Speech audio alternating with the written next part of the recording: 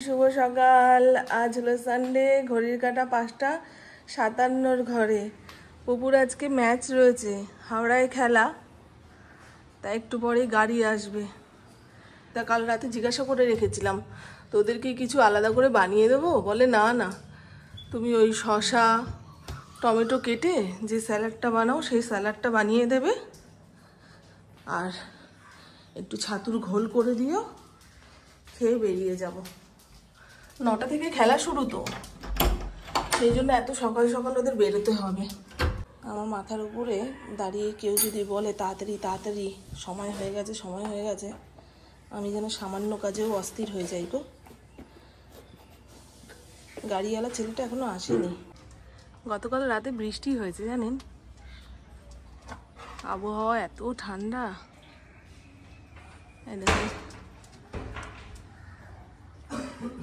যা যা শিগগিরই যা, ও বুঝে উঠতে পারছে না কি হচ্ছে।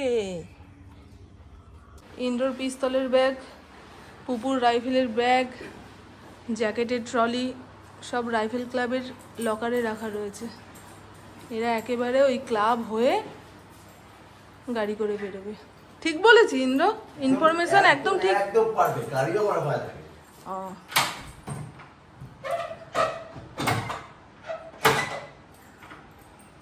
হ্যাঁ, টাটা টাটা বাবা, মন দিয়ে খেলবে, জল খাবি, একটু রেস্ট নিয়ে নিয়ে করবি, দেখবি ঠিকঠাক স্কোর হবে। ওই দেখুন ওসিডি না কি বলে এই রোগটাকে, হ্যাঁ ওটিপি, ওনার আবার ওসিডি রয়েছে। একটা কাজকে যতক্ষণ না 3 বার করতে পারছে মনের শান্তি নেই। আজকের দিনটা পুরো মেঘলা মেঘলা। কালকে তো বেশ ভালো বৃষ্টি হয়েছে, বেশ ভালো বৃষ্টি না, মানে ছিটে ফোঁটা যেটুকু হয়েছে তাতে ওয়েদার পুরো হালকা। আজকে রোদ উঠছে না। ইন্দ্রবাবু বেরিয়ে যাওয়ার পরে টানা 2 ঘন্টা ঘুমিয়ে নিয়েছি। আরও মেঘলা আকাশ, তো ঘরে বসে টের পাচ্ছি না যে বেলা কতটা হয়েছে না হয়েছে। সুজাতা বাসন মাজতে আসেনি, আজকে শ্যাম্পু করতেই হতো, নাহলে মাথা যন্ত্রণা করছিল। কালকে সন্ধ্যের দিকে ঘর মুছে সিঁড়ি মুছে মা কিছুক্ষণ পরে দেখি হাওয়া দিচ্ছে। আমি বাইরে সব ধুলো, অন্যের বাড়ির আম পাতা জাম পাতা আমার বাড়িতে এসে পড়বে নাকি, তাহলে যে এতক্ষণ যাবৎ ঝাড়পোছ করলাম। আবার দেখলাম না, একটুখানি হাওয়া দিয়ে বৃষ্টি চালু। এবারে চা খাবো, শ্যাম্পু করে এসছি। আজ কাজে কর্মের অত তাড়া নেই, দেখি পুকুর ঠিক টাইমে খেলা শেষ হয়ে গেলে কটার মধ্যে বাড়ি আসবে তাও জানি না, যদির কথা নদী। সুজাতা সবে বাসন মেজে দিয়ে গেল। ইন্দ্রকে ফোন করেছিলাম, কি গো মেয়ের খেলা শেষ হয়েছে? বলে হ্যাঁ এই সবে শেষ হলো। আমি তোমার? বলে হ্যাঁ আমারও শেষ হয়ে গেছে। আর ফিরবে কখন? বলে ওই 1টা-1:30টার মধ্যে বাড়ি চলে আসবো। তাই ইন্দ্রকে বললাম তুমি 1টা-1:30টার সময় যখন ফিরবে তাহলে আমার জন্য 1 প্যাকেট বিরিয়ানি কিনে নিয়ে এসো। বলে আমরা তো এখানেই খাওয়া দাওয়া করবো, যেখানে খেলা হয় সেখানে ক্যাম্প বসে। সেই রকম গরম লাগছে না, কিন্তু বেশ মেঘলা ওয়েদার। এরকম মেঘলা মেঘলা দিনে না ফড়িংয়ের মনটা খারাপ থাকে জানেন। আমিও এইভাবে বসে রয়েছি, আমার ফড়িংও এইভাবে বসে রয়েছে। খুব ভালো ছিল গো, খুব ভালো ছিল আমার ছায়া সঙ্গী। মানুষকে ভালোবাসলে ভালোবাসা ফেরত পাওয়া যাবে না। 19 থেকে 20 করলেই একদম মুখে লাথি মেরে চলে যাবে। কিন্তু এরা হাজার বকো হাজার ইয়ে করো, সেই ঘুরে ফিরে যে ভালোবাসবে তার কাছেই আসবে, তাই না? সেই কারণেই এদের রাখা। আমার যত মনের দুঃখ কষ্ট সব ফড়িংকে বলি, কিছু বোঝে না তো, কথা রিপ্লাই দিতে পারবে না, কিংবা যার নামে বাজে কথা বলছি তাকে গিয়ে বলতেও পারবে না। একদম ঠিকঠাক কানে আমি আমার কথাগুলো বলে দিচ্ছি।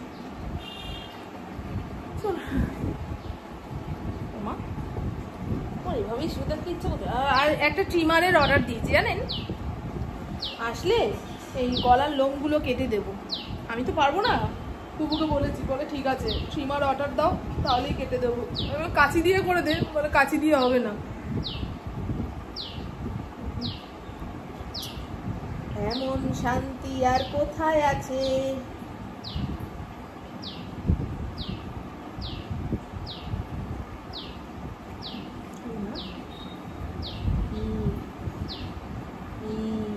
ঘুম পাচ্ছে, ঘুম পাচ্ছে, ঘুম ঘুম ওয়েদার। খাওয়া দাওয়া করতে লাগবে না, খাওয়া দাওয়া করতে লাগবে না।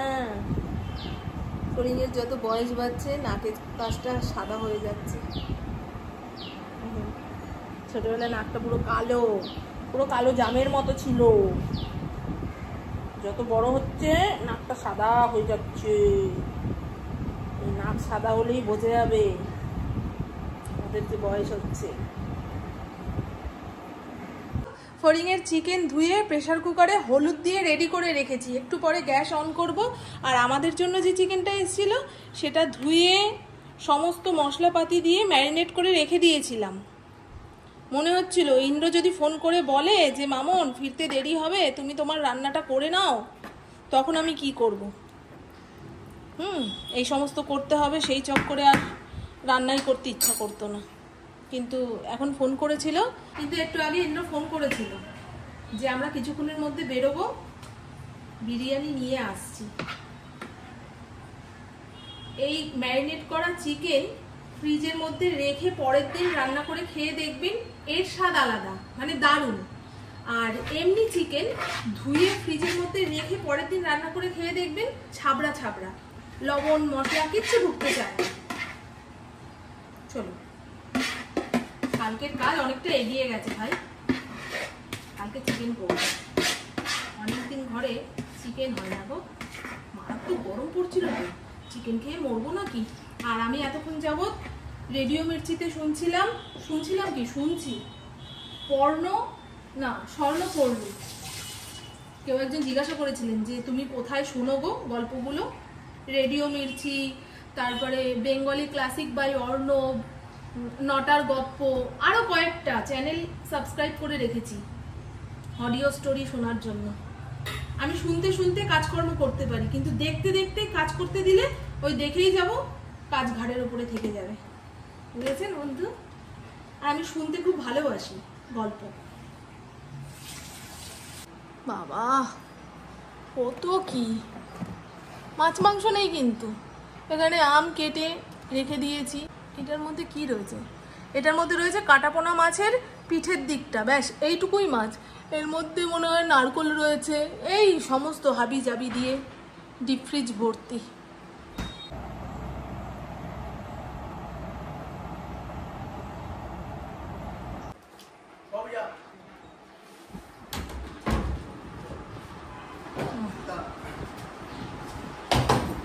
যুদ্ধ করে ফিরলো। কি গো, তোমার স্কোর কত হয়েছে গো? আর বলো না, তুমি তো বললে একেবারে মেডেল নিয়ে আসবে। আমি যা স্কোর মেরেছি মামন, আমাকে মনে হয় মেডেল নিয়ে আসতে হবে।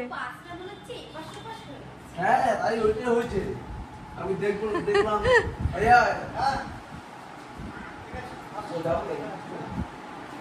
ও তোর কত হয়েছে? 91 95 হতো লাস্ট ইয়ারে। এটা এমন প্রেসার করলে যেটা আমি না মারার পরে তো মারার পরে দেখ কাটতো তো দেখতে না, ফলো থ্রু দিয়ে তো বোঝা যায়। কেন ওরকম হলো কেন? এইখানটা প্রেসার এ বাবা যা বাবা এখানে বসে আমি থাকি বাবা দিয়ে যা, ওখানেই তো খেলাটা অর্ধেক শেষ। ওর হাতটা একটু কাঁপলো, তারপর একটা নয় গেল, নাহলে 95। আচ্ছা ঠিক আছে, প্র্যাকটিস করবি, প্র্যাকটিস করলেই তো মানে ইয়েটা ঠিক হয়। প্র্যাকটিস কি প্র্যাকটিস করতে করতেই মানুষ ঠিকঠাক একটা খেলা যখন বেরিয়ে যায়, আপনারা তো আবার বলবেন প্রাইজ পাইনি। প্রাইজের জন্য খেলা? হ্যাঁ না, প্রাইজ ধরে খেলতে গেছি। এই এত ছেলে মেয়ে খেলছে, সবাই কি প্রাইজ পাবে? শোনো মা, তুই যে হাল ছাড়ছিস না, এর জন্য তোকে আমি মেডেল দেব। শোনো, যারা যারা মানে স্কোরই মানে ধরো অনেক পেছনে স্কোর করে তাদের অতটা খারাপ লাগে। হ্যাঁ যারা 4, 3, 6 একটুর জন্য তাই তো একটুর জন্য আটকে যায়, তাদের খুব খারাপ লাগে। সকালবেলা একটু হরলিক্স খেয়ে গেছে, যা টিফিন দিয়েছিলাম আদৌ খেয়েছে কিনা জানি না। তো এ ফড়িং, গুড ইভিনিং। এখন সময় সন্ধে 7টা 4। দুপুরে জঘন্য একটা বিরিয়ানি খেয়ে দু চোখের পাতা এক করতে পারছিলাম না, নিঃশ্বাস প্রশ্বাস আটকে যাবে এরকম মনে হচ্ছিল। আমিনিয়ার বিরিয়ানি খুব একটা খারাপ হয় না, যতবার খেয়েছি মোটামুটি ভালোই, কিন্তু আজকেরটা এত জঘন্য বাবা, মাংসর পিসটাও কেমন শক্ত, ছাবড়া চাবিয়ে খাচ্ছি এইরকম। কিন্তু এর আগে যতবার এনে খেয়েছি ভালোই ছিল। সে যাই হোক, দুপুরে একটা মুভি চালিয়েছিলাম, জুয়েল থিপ, সাইফ আলি খান ছিল। কিছু কিছু সিনেমা এমনভাবে বানায় দেখবেন হিরো চোর, তাও মনে হচ্ছে ওর চুরি যেন ধরা না পড়ে। হিরো খুনি, সমাজবিরোধী কাজ করছে, তাও মনে হচ্ছে যে ওর খুন যেন ধরা না পড়ে। এই সিনেমাটা সেই রকমই। ইন্দ্র এতক্ষণ যাবৎ কথা বলছিল, ইন্দ্রও বলছিল, আমিও একটুর জন্য। ও বাবা, বড় বড় খেলোয়াড়দের নিয়ে সংসার, আর আমি ওদের কথা শুনতে শুনতে এই জামা কাপড় গুছিয়ে ফেলেছি। এখন এটাকে এভাবেই নিয়ে যেতে হবে। যাই, বুঝলেন, আলিস্য চাঁদ বেঁচে থাকলে দক্ষ চাঁদের অভাব থাকে না। এভাবেই নিয়ে যাই। এই সোফাটাও পরিষ্কার করব। যে শাড়ি শুধু গায়ে ফেলবো, শাড়িটা কমপ্লিমেন্ট, শাড়িটার সম্মান বেড়ে যায়। হ্যাঁ রীতিমতো আমি যা পরি আমার সেই শাড়িতে আমাকে ভালো লাগে। পরবি এটার সঙ্গে কি ব্লাউজ দিয়ে পরবি? তুই এই কালারের ব্লাউজ কিনতে হবে, ব্ল্যাক দিয়ে পরলে ভালো হবে।